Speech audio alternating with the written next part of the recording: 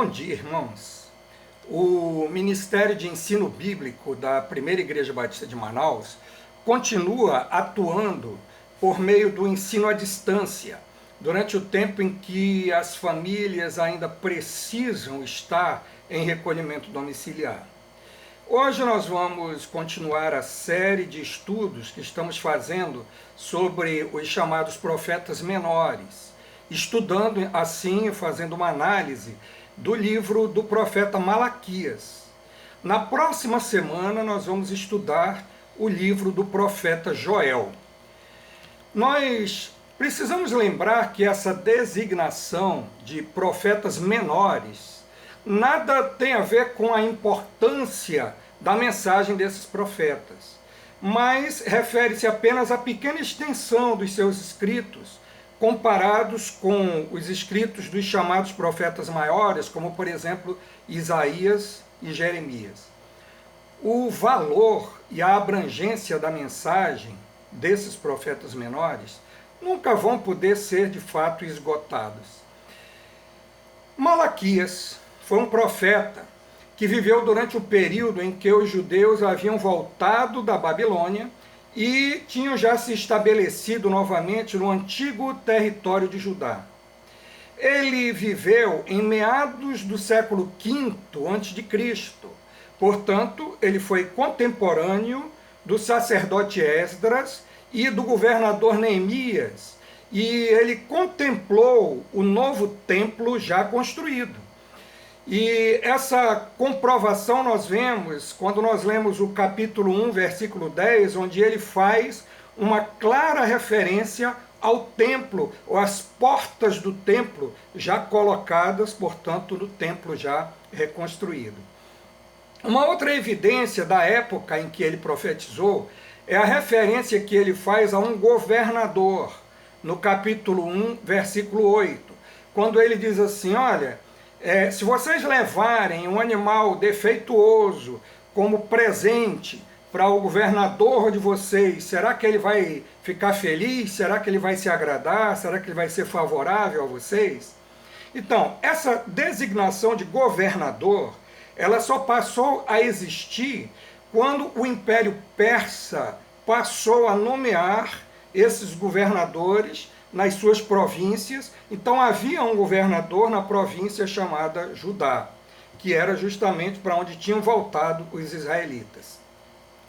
O nome de Malaquias é um composto da palavra usada para anjo, que significa mensageiro, e o nome de Yahvé. Desse modo, o nome Malaquias significa anjo de Yahvé, ou, mais precisamente, mensageiro de Yahvé. Era um nome muito significativo para um profeta. A tradição judaica afirma que Malaquias era um membro da grande sinagoga. Essa teria sido uma organização fundada pelo sacerdote Esdras no seu tempo. E essa mesma tradição judaica também diz que Malaquias seria um levita, nascido na cidade de Sufa, na região de Zebulon. Bom, o livro de Malaquias é um livro profético, mas a linguagem e o estilo que ele usa diferem bastante da maioria dos demais profetas.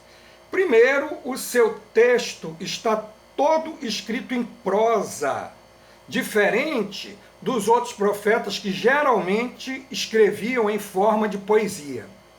Malaquias também não escreve naquele formato convencional de oráculos de juízo, afirmações de juízo sobre o povo, mas a maior parte do livro é composto de sátiras que fazem referência ao pecado do povo de Judá.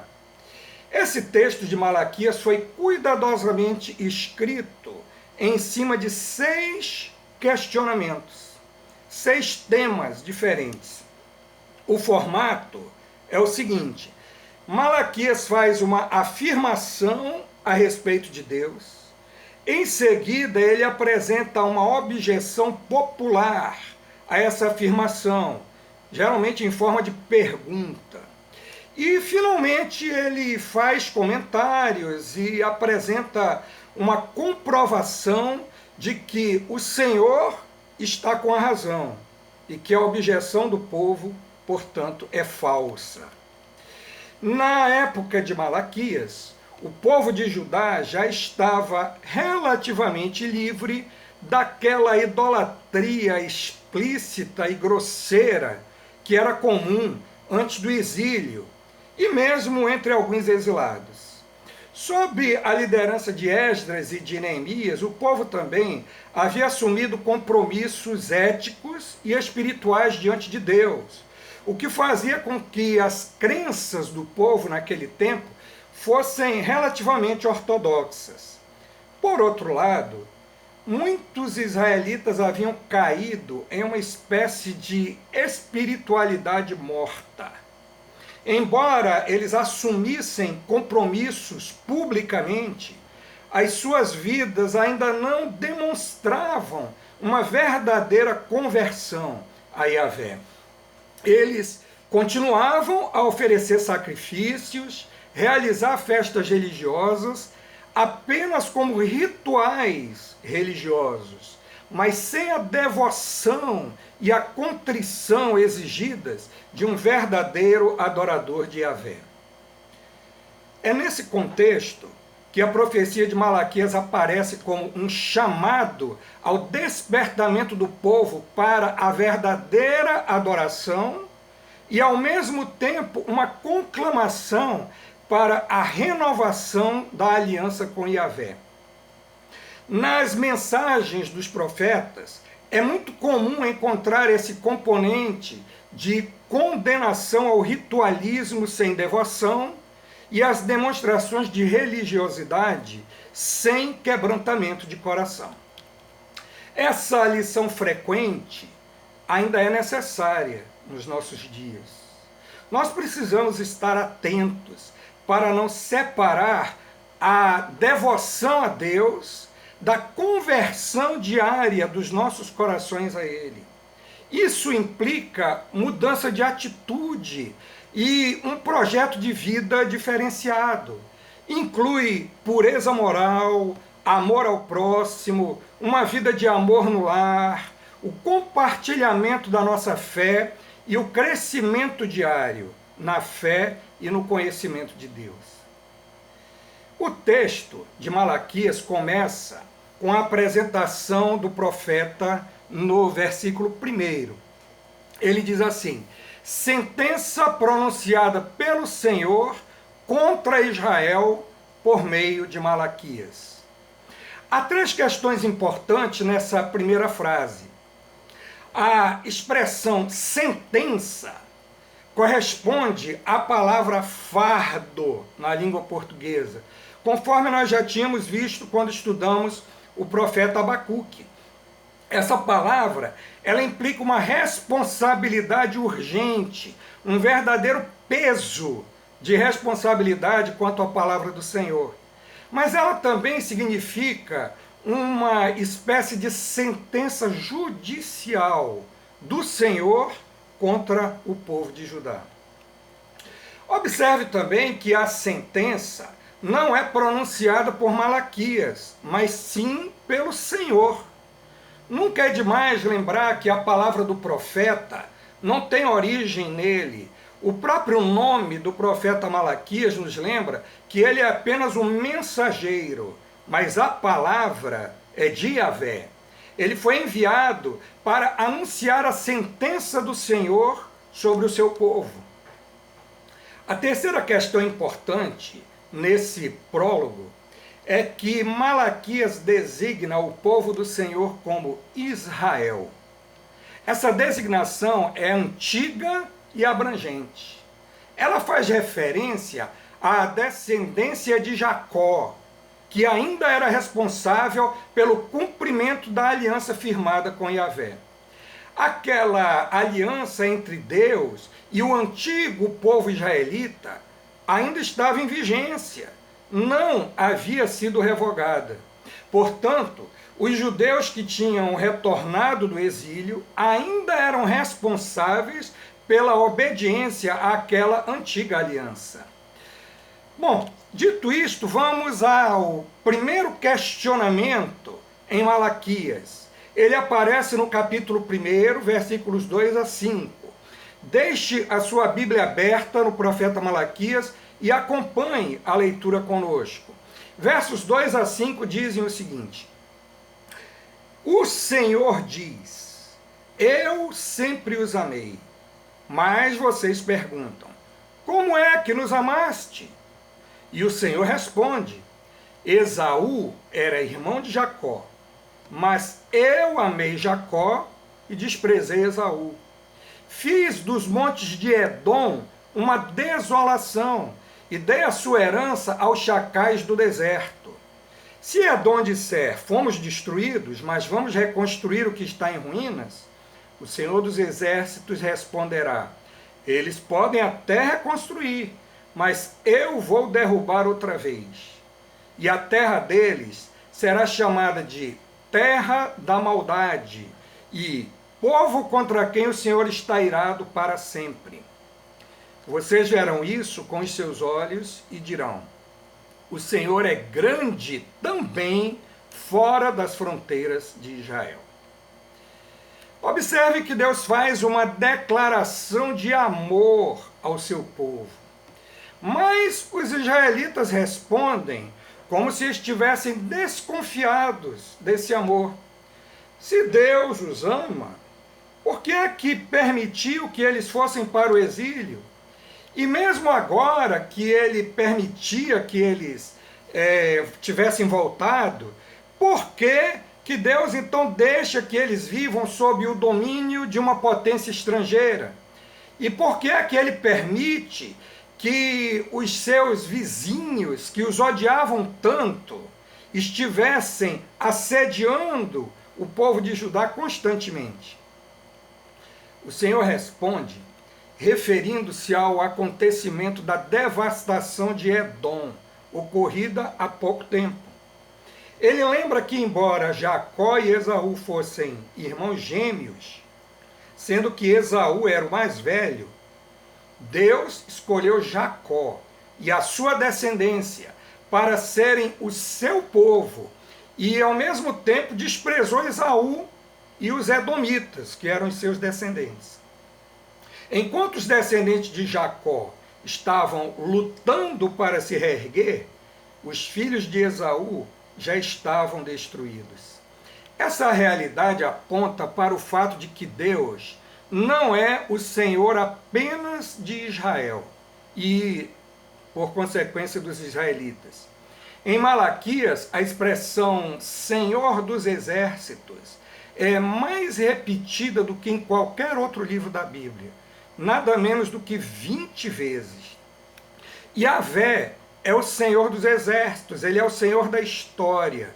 O seu nome é grande em toda a terra e, ao final, ele será reconhecido assim por todas as nações. Ele rege a história do mundo de forma a não deixar dúvida de que ele é o Senhor. Deus escolheu Israel e a sua descendência e lhes deu um lugar privilegiado na história da salvação, para serem os portadores da promessa messiânica. Por essa mesma perspectiva, Esaú havia sido rejeitado. Os israelitas se questionavam por que, enquanto eles passaram cerca de 70 anos no cativeiro, os edomitas haviam gozado, nessa mesma época, de liberdade e progresso. A resposta já estava pronta. Os edomitas estavam sendo castigados, conforme a palavra do Senhor, por meio do profeta Jeremias. Edom desapareceu como nação. No tempo de Jesus ainda havia alguns indivíduos edomitas, mas eles nunca mais recuperaram a sua identidade nacional. Enquanto isso, o amor do Senhor por Jacó fazia com que os israelitas continuassem a se reconstruir. No próximo segmento do nosso estudo, nós vamos continuar a examinar os questionamentos do povo de Judá no livro de Malaquias.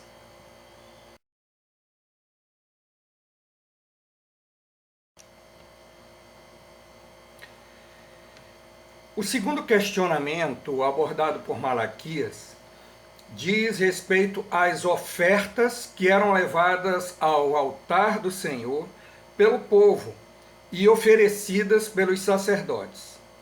O texto vai do capítulo 1, versículo 6, até o capítulo 2, versículo 9. Vamos iniciar lendo o capítulo 1, versos 6 a 8. O filho honra o pai, e o servo respeita o seu senhor. Se eu sou pai, onde está a minha honra? E se eu sou senhor, onde está o respeito para comigo?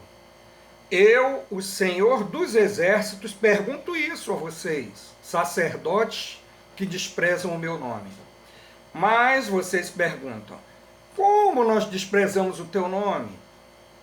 Vocês oferecem pão impuro sobre o meu altar e ainda perguntam, em que te havemos profanado? Nisso, de pensarem que a mesa do Senhor pode ser desprezada. Quando vocês oferecem em sacrifício um animal cego, será que isso não está errado? E quando trazem um animal coxo ou doente, será que isso não está errado? Ora, experimentem oferecer um animal desses ao seu governador. Será que ele se agradará de vocês ou será favorável a vocês? Diz o Senhor dos Exércitos. Na primeira parte desse questionamento, Malaquias repreende o povo por estar desprezando o nome do Senhor. A objeção do povo é: como é que nós temos desprezado o teu nome? Ninguém reconhecia o seu erro. Por isso, o profeta, em nome do Senhor, começa a tornar explícita a acusação. Deus era reconhecido como Pai e Senhor do seu povo. Era Pai porque havia gerado, nutrido e feito crescer esse povo.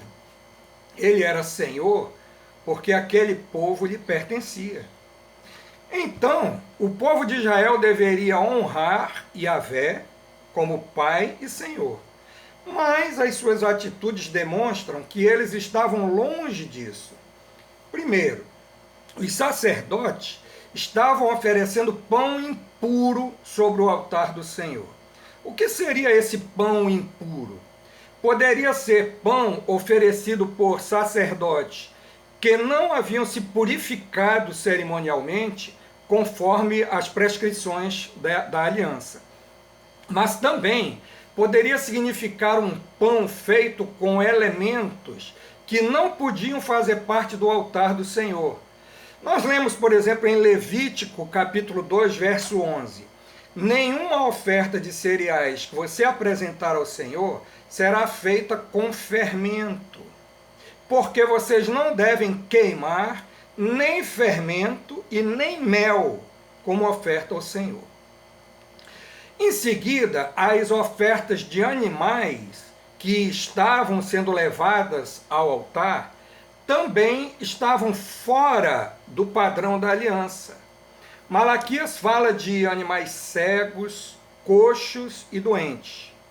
Porém, em Levítico, capítulo 22, verso 22, nós lemos que esses animais jamais poderiam ser oferecidos no altar do Senhor. Ele diz assim, o animal cego, aleijado, mutilado, ulceroso, sarnoso ou cheio de feridas na pele, vocês não os devem oferecer ao Senhor, e deles não devem apresentar como oferta queimada ao Senhor sobre o altar. O profeta então faz uma analogia. Se alguém fosse levar um presente ao governador, como seria esse presente? Será que a autoridade ia gostar de receber um animal doente como presente? Então, por que aquele povo achava que Deus ia se agradar de receber animais defeituosos no seu altar? O Senhor afirma o seu desgosto. Ele não aceita essas ofertas. Ele as considera ultrajantes. O seu desgosto é tanto que ele lança uma maldição, que nós lemos no verso 14, assim: maldito seja o enganador, ou seja, o mentiroso, que tendo um animal sadio no seu rebanho, promete e oferece ao Senhor um defeituoso. Porque eu sou o grande rei, diz o Senhor dos Exércitos, e o meu nome é terrível entre as nações. A autoridade do Senhor era muito maior que a autoridade do governador. Portanto, o altar do Senhor merecia muito mais respeito do que um simples presente enviado ao governador. É impressionante essa maneira como os sacerdotes se portavam diante do altar do Senhor. O texto diz que eles repetiam assim: mas que canseira! Vejam lá, confira no verso 13, né? Ou seja, eles consideravam uma coisa enfadonha essas prescrições da lei. Eles também, o texto diz que eles torciam o nariz quando eram questionados sobre a impureza das ofertas.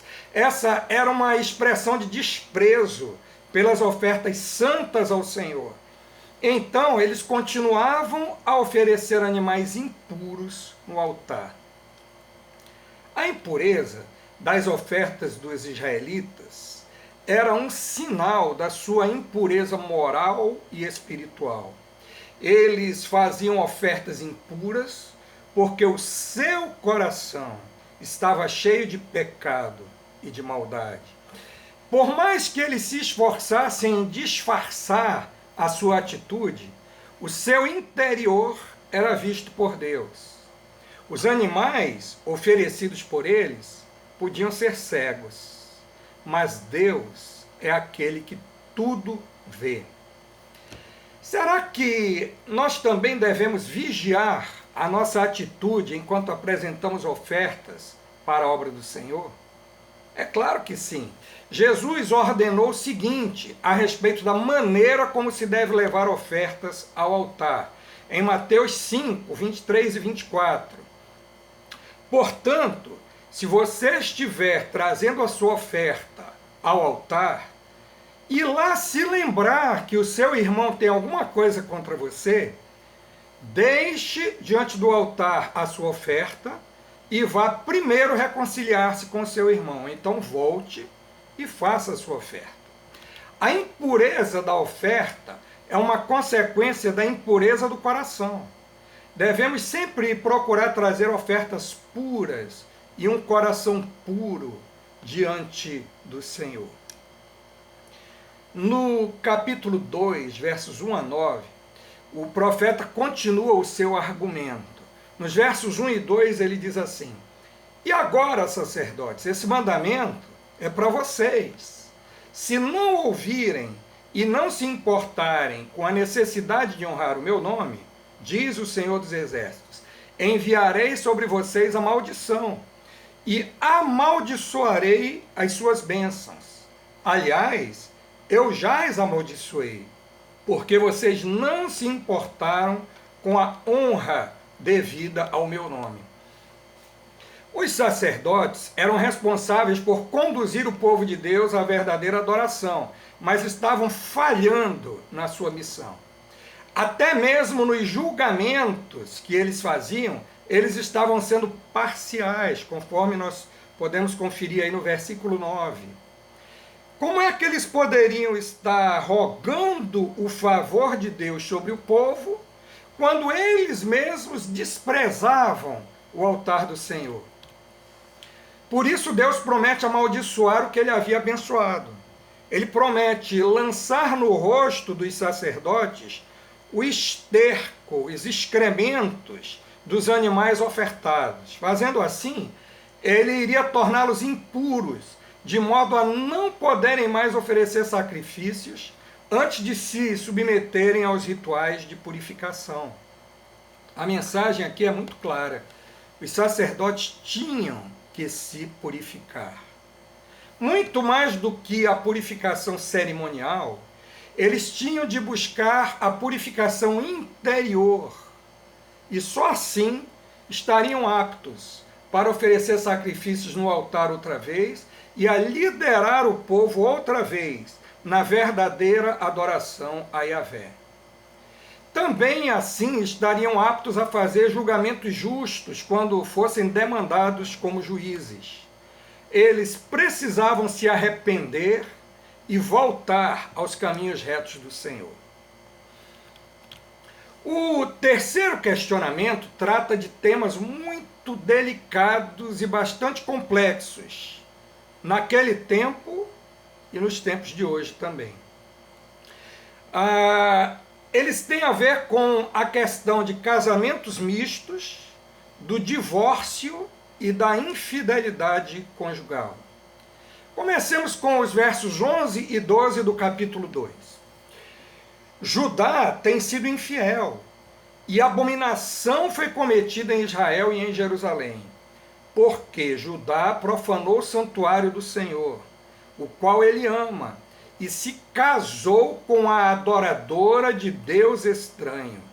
O Senhor eliminará das tendas de Jacó aquele que fizer isso, seja ele quem for, mesmo que apresente ofertas ao Senhor dos Exércitos.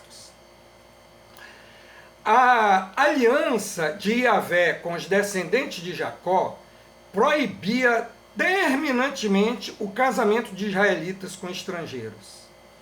Hoje em dia, a nossa sociedade enxerga essa atitude como xenofobia, como uma atitude politicamente incorreta. Mas havia razões bastante fortes para que esse mandamento tivesse sido dado. Os povos que viviam ao redor dos israelitas cultuavam os seus próprios deuses. Um israelita que se casasse com uma mulher idólatra estaria sujeito a também se prostrar diante desses deuses.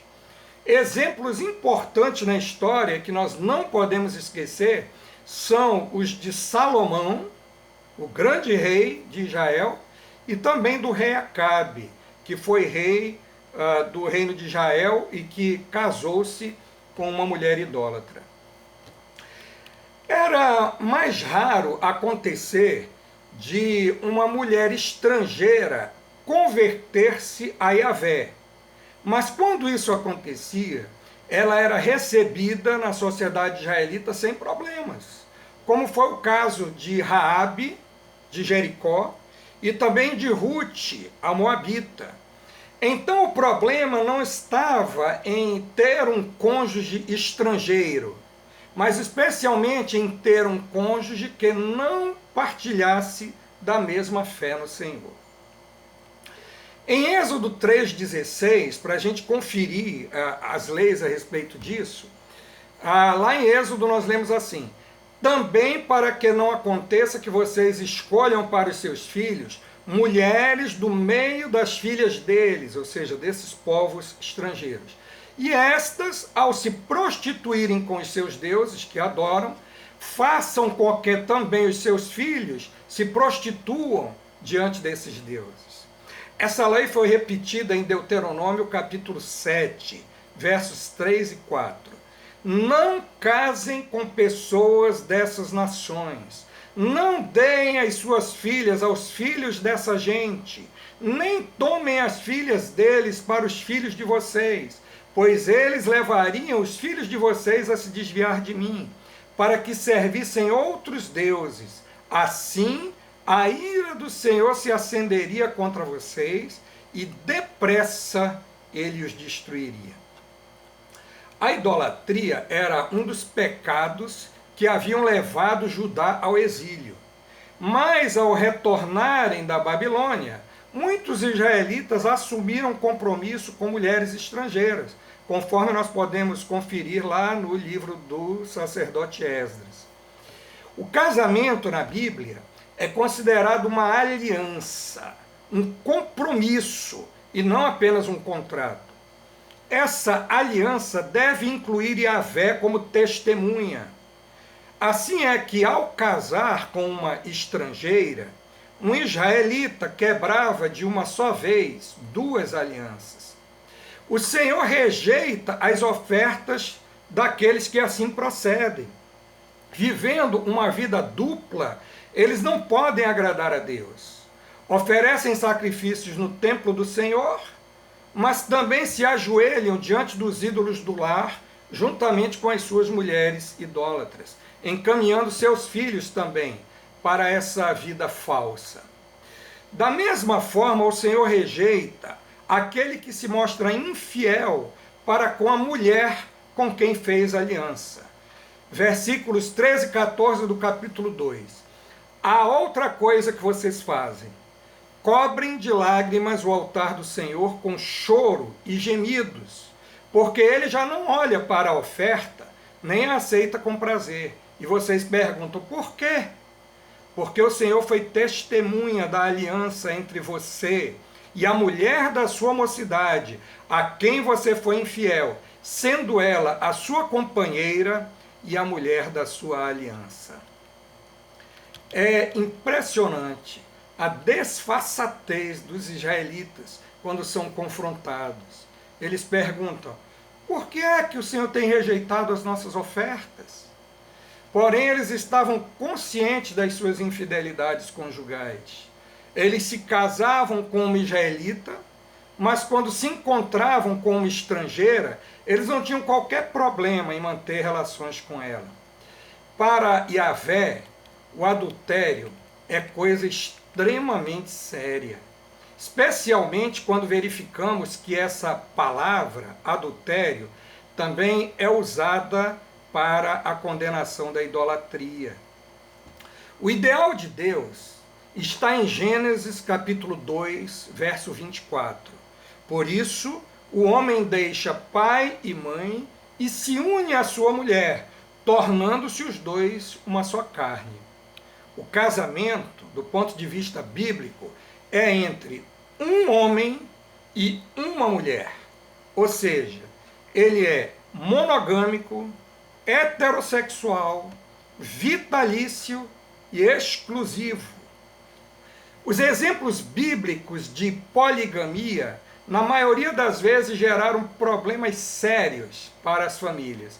É só verificar a família de Jacó, a família de Elcana, pai de Samuel, a família de Davi, de Salomão e de tantos outros polígamos na Bíblia. Mas ainda tinha um outro problema, mais grave ainda.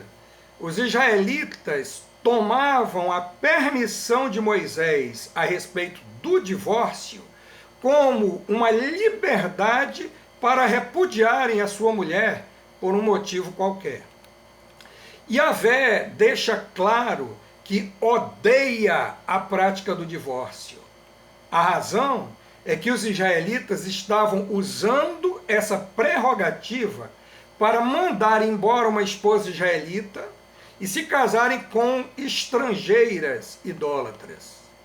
Com isso, eles manchavam profundamente o seu caráter, ou, como está escrito no texto, eles cobriam de violência as suas roupas. Jesus deixou claro que o divórcio só foi permitido por Moisés por causa da dureza do coração dos israelitas. Ou seja, em alguns casos, o divórcio é inevitável, às vezes até para impedir um mal maior. Porém, essa é a exceção gerada pelo pecado e não uma regra. Deus se opõe ao tipo de divórcio que estava acontecendo em Judá, porque ele resultava em destruição e em sofrimento, especialmente quando provocado por maridos infiéis e adúlteros. Na próxima parte do nosso estudo, nós veremos que havia outras situações problemáticas no meio do povo de Judá.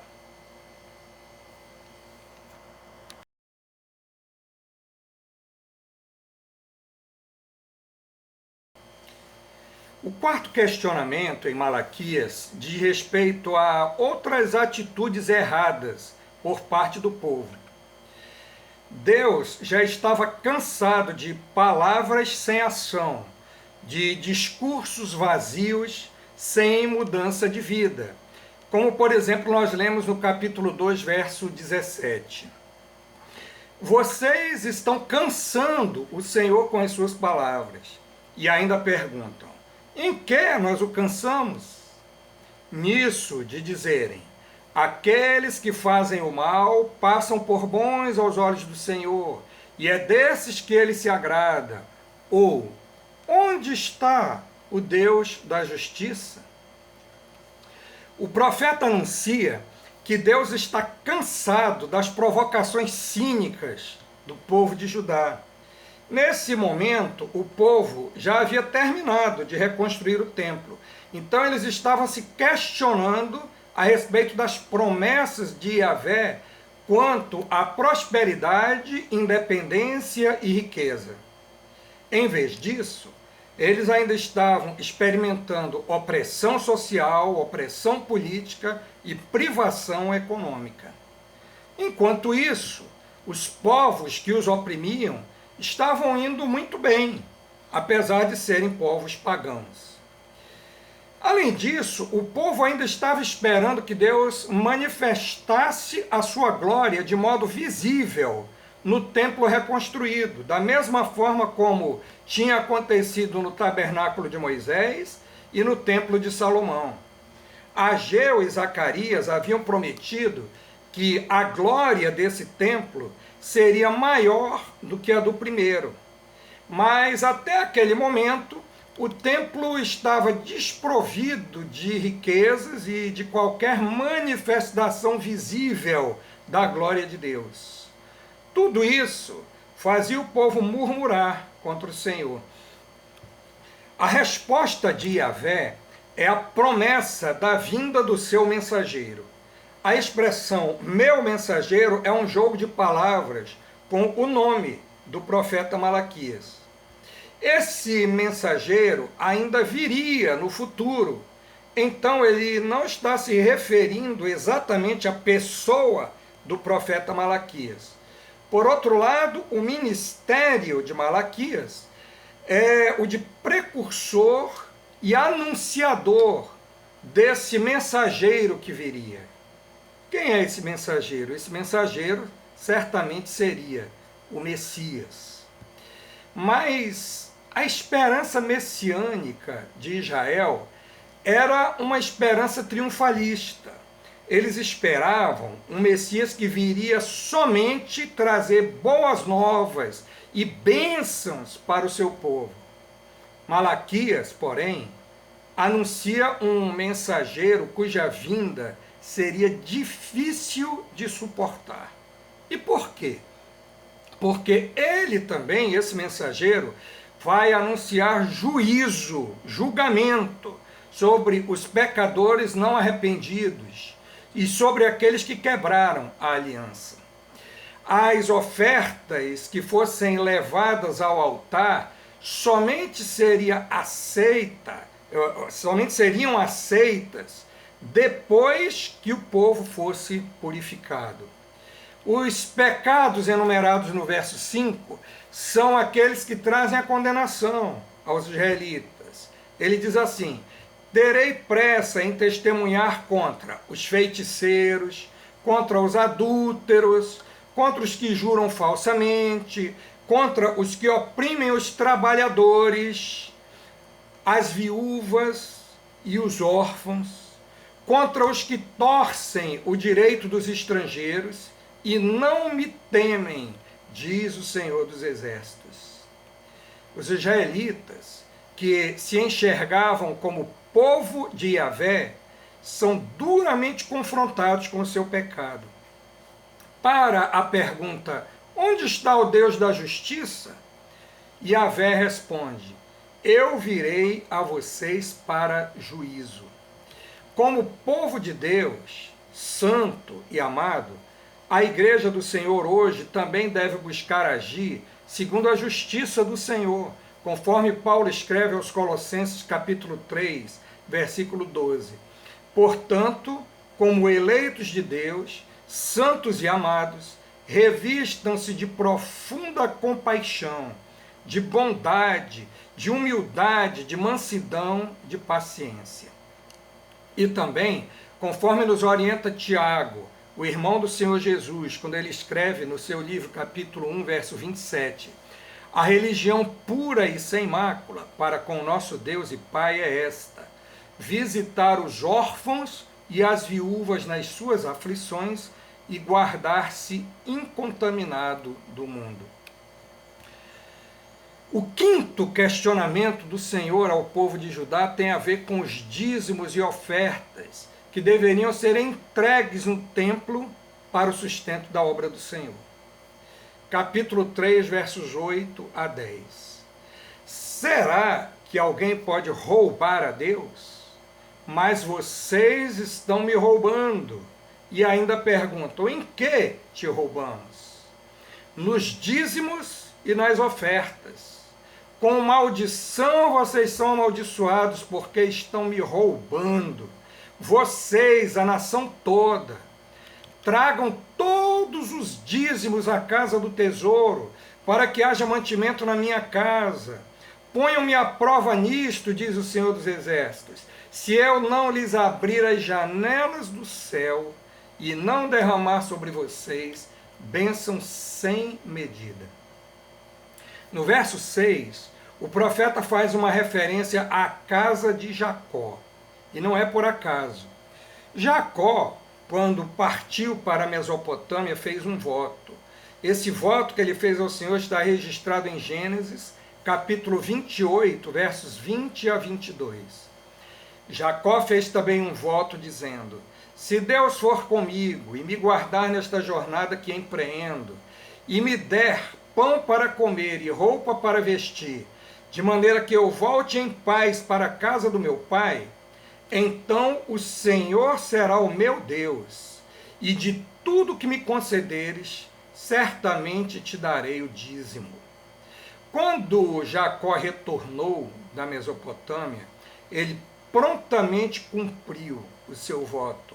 Em Gênesis 35, 14, nós lemos: então Jacó pôs uma coluna de pedra no lugar onde Deus havia falado com ele, e derramou uma libação e azeite sobre ela. Assim os filhos de Israel, ao voltarem do exílio, reconstruíram o altar de Jerusalém e começaram a realizar de novo os sacrifícios ali. Mas, com o passar do tempo, eles começaram a falhar de forma infame e já não traziam mais os dízimos e as ofertas conforme era requerido na aliança. Talvez eles usassem como desculpa o fato de estarem sendo mal sucedidos nas colheitas e na criação do gado. Eles estavam invertendo a realidade. A causa da sua infidelidade nos dízimos e ofertas não era o mau resultado no campo, mas sim um coração longe dos caminhos do Senhor. Os resultados ruins na lavoura, na verdade, eram a consequência dessa infidelidade do povo. O convite de Yahvé, no verso 7, é o seguinte: voltem para mim, e eu voltarei para vocês, diz o Senhor dos Exércitos. Mas o Senhor faz uma acusação. A acusação é essa: seria possível o homem roubar a Deus, mas vocês estão me roubando. Quando eles não traziam os dízimos e as ofertas, eles acumulavam riquezas que por direito pertenciam a Deus. A 10ª parte de toda a produção devia ser levada ao templo para os sacrifícios e para o sustento dos sacerdotes. Deus então fez uma proposta ao povo. Se eles fossem fiéis em trazer todos os dízimos à casa do tesouro, eles poderiam pôr o Senhor à prova. A promessa de Deus é derramar sobre eles bênçãos sem medida. Deus iria enviar as chuvas no momento certo, as colheitas seriam abundantes para suprir as necessidades deles, e também haveria alimento para o gado engordar. De modo especial, nós também podemos compartilhar dessa promessa de Deus ao povo de Judá. Ele continua sendo fiel às suas promessas, mas é preciso lembrar que algumas delas são condicionais. Se você experimentar ser fiel na entrega dos dízimos e ofertas, também vai experimentar o suprimento das suas necessidades pela mão generosa do Senhor. Na última parte do nosso estudo, nós vamos ver o último questionamento em Malaquias e algumas lições que nós podemos aprender com as palavras do profeta. O último questionamento refere-se à ideia de que é inútil servir a Deus, porque muitos daqueles que o desprezam vivem felizes e prosperam, enquanto o seu povo ainda passa necessidades. Capítulo 3, versículos 13 a 15. Vocês disseram palavras duras contra mim, diz o Senhor, e ainda perguntam: o que nós falamos contra ti? Vocês dizem: é inútil servir a Deus. De que nos adianta guardar os preceitos do Senhor e andar de luto diante do Senhor dos Exércitos? Agora, pois, nós vamos dizer que os soberbos é que são felizes. Também os que praticam o mal prosperam. Sim, eles tentam o Senhor e escapam. Na primeira disputa, a resposta de Deus é que ele faz distinção entre quem faz parte do seu povo e quem não faz. Mas agora, ele passa a fazer distinção sobre o seu povo, entre aqueles que o servem de coração reto, contrito, e aqueles que o desprezam. O povo de Judá fez uma reclamação audaciosa e blasfema contra o Senhor. Para eles é inútil servir a Deus e andar de luto. Essa questão do andar de luto é uma referência às exigências cerimoniais da lei que para eles haviam se tornado um fardo, como por exemplo eram aqueles jejuns rituais. Vivendo na hipocrisia, eles degeneraram esses rituais em formalidades inúteis e enfadonhas. Isaías já havia percebido essa situação antes mesmo do exílio. Em Isaías 58:3 lemos: por que jejuamos, se tu nem notas? Por que nos humilhamos, se tu nem levas isso em conta? Acontece que no dia em que jejuam, vocês cuidam dos seus próprios interesses e oprimem os seus trabalhadores. No verso 16, nós lemos a respeito de um grupo de pessoas que não concordava com essas afirmações contra o Senhor. Eles são referidos como aqueles que temem o Senhor e se lembram do seu nome. Para estes, há um memorial escrito, o que prova que Deus mantém registrado tudo o que acontece. Ao final, ele vai julgar de maneira isenta, imparcial, correta, as boas atitudes dos que o temem, mas também as más ações daqueles que o desprezam. Nesse ponto, Malaquias também começa a se referir ao dia do Senhor. Muitos judeus esperavam ansiosamente esse dia, porque eles achavam que todos os descendentes de Jacó seriam libertos dos seus sofrimentos. Mas os profetas falam desse dia como um dia de calamidade para muita gente, um dia de terror para os ímpios, que serão queimados como a palha, mesmo sendo israelitas. Por outro lado, para aqueles que temem o Senhor, o sol da justiça irá brilhar. Da mesma forma, quando o sol aparece após uma tempestade, afastando as nuvens negras, o Senhor também virá como sol da justiça, para dissipar toda tristeza, opressão e injustiça. Isaías também profetizou sobre esse dia, no capítulo 60, versos 1 a 3. Levante-se, resplandeça, porque já vem a sua luz, e a glória do Senhor está raiando sobre você. Porque eis que as trevas cobrem a terra, e a escuridão envolve os povos, mas sobre você aparece resplandecente o Senhor, e a sua glória já está brilhando sobre você. As nações se encaminham para a sua luz, ó Jerusalém, e os reis são atraídos para o resplendor do seu amanhecer. Essa profecia se cumpriu em Jesus, que se apresentou como a luz do mundo, em João capítulo 8, versículo 12. João Batista foi apresentado como o precursor dessa luz que visitaria o mundo, no Evangelho de Lucas, capítulo 1, versículo 78. Por isso, esse remanescente fiel do povo de Israel, que servia o Senhor de todo o coração, sabia intimamente que vale a pena ser fiel ao Senhor e à sua aliança. Eles seriam alvo da bênção do Senhor e viveriam felizes e libertos como bezerros que acabam de sair da estrebaria. Os ímpios, por sua vez, seriam esmagados debaixo dos seus pés.